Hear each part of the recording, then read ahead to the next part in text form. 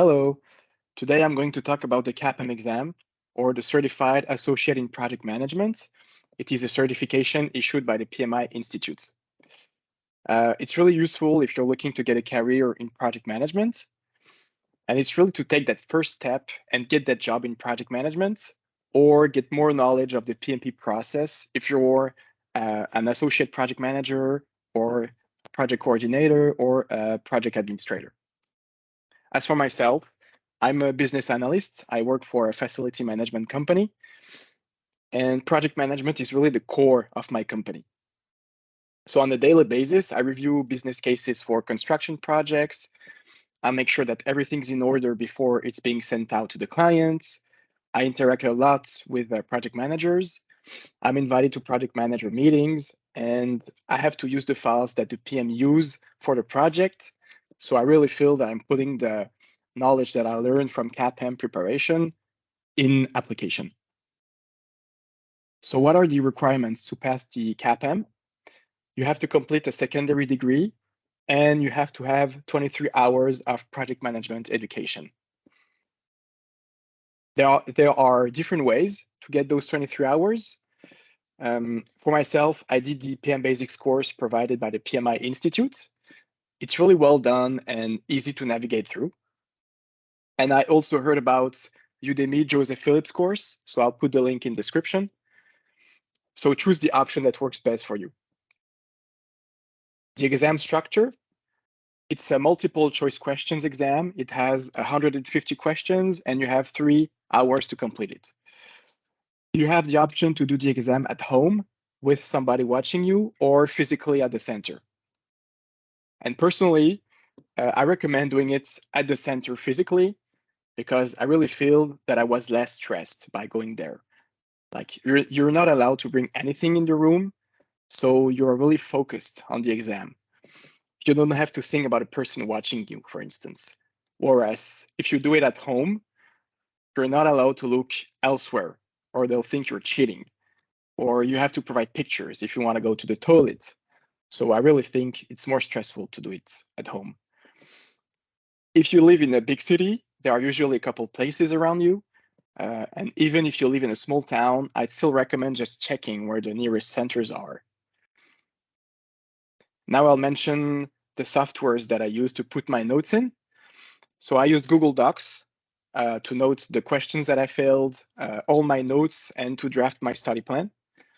And there are lots of other options too for note taking. So you have OneNote, you have Evernote, etc. I also used Excel to note my study hours. So I noted every study session on an Excel sheet. It really helped me to keep track of my studies. And finally, I used Google Drive.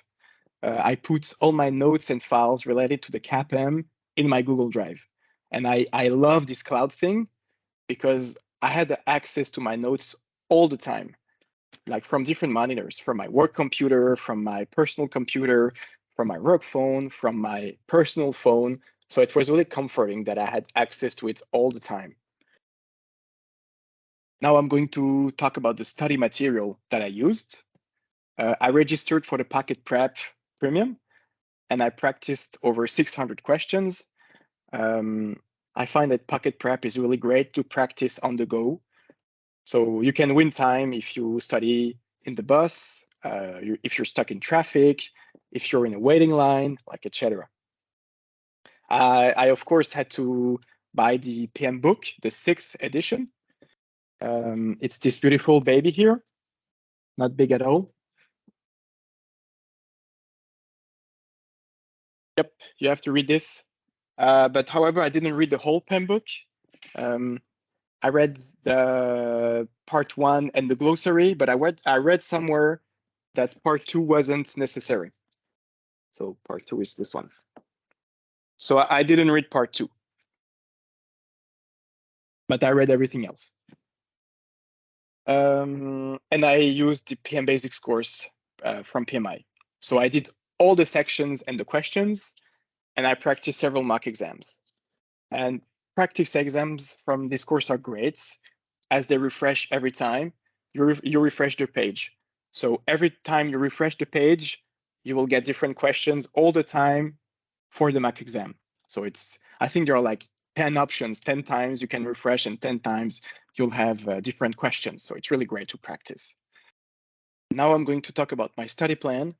And in total, I studied 115 hours. I studied for 3 months and a half in total. So the first and second month, I didn't study intensively. I still read the PEM book and practiced some questions on the PM Basics course. And the last month and a half, and especially the last 2 weeks were intense. I studied 35 hours in the last 2 weeks. And I really find that everything happens in the last 2 weeks, like it's really where the knowledge gets glued together. I'm going to talk about the difference between the PMP and the CAPM exams.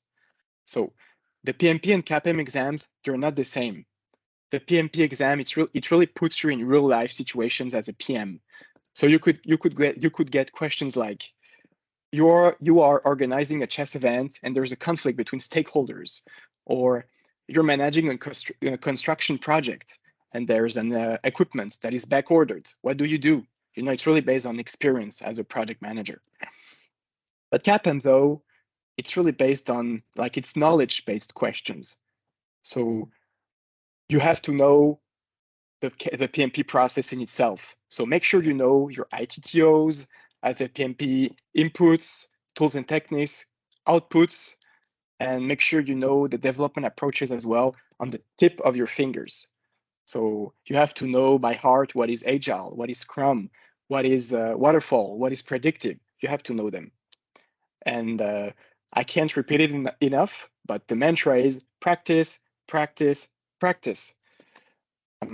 I'd recommend doing at least 5 mock exams before the exam, and the last one should be scored above 70%.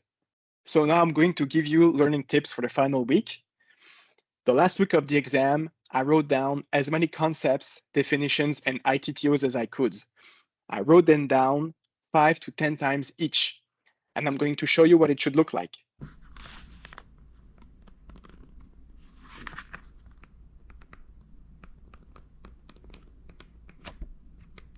So this really allows the information to get stuck in your head. The last day of study, I wrote down every formula, mathematical formula, 10 times each.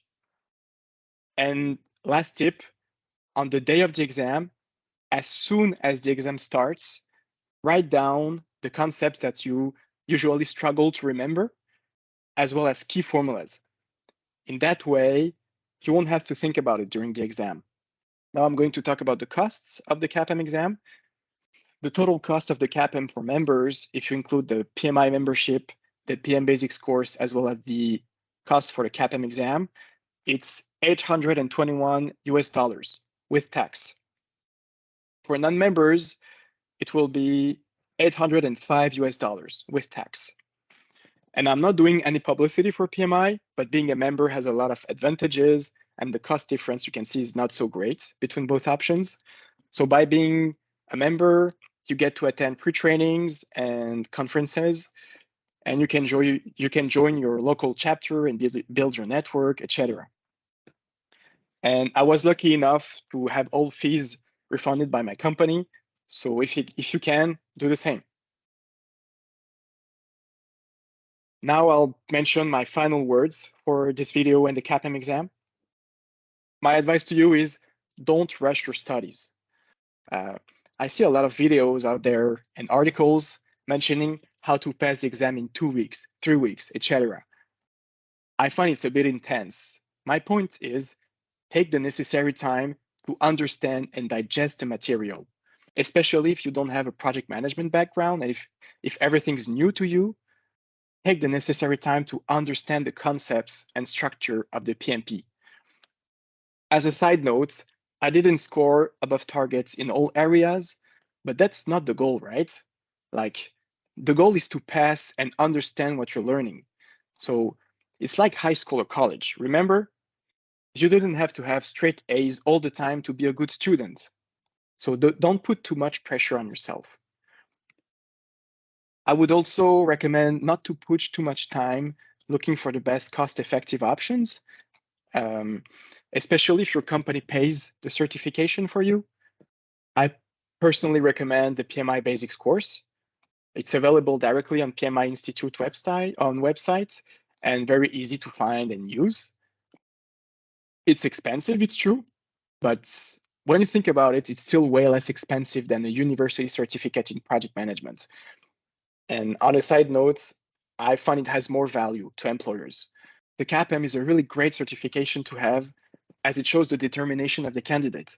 Because remember, it is self-study. So you organize yourself and you study by your own. That's the hard part.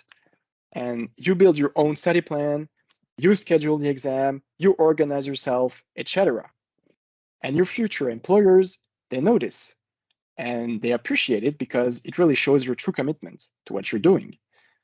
And you'll see the feeling at the end is awesome and you'll be really proud of yourself afterwards. So good luck, y'all.